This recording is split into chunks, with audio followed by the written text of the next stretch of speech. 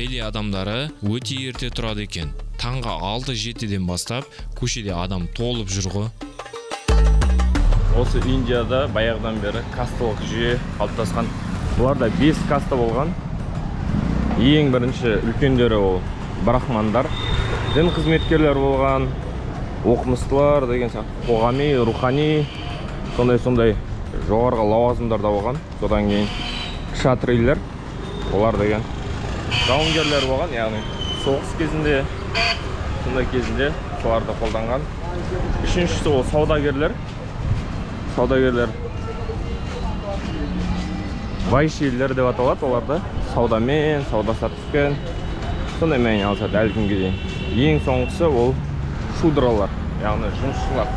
Қазір Индияда көптеген түрі сол шудралар болып есептеледі. Және қол тигізуге болмайтындар неприкасаемый дейді. Олар ең лас жұмыс жасайтындар. Олар деген туалет тазалайды деген сияқты.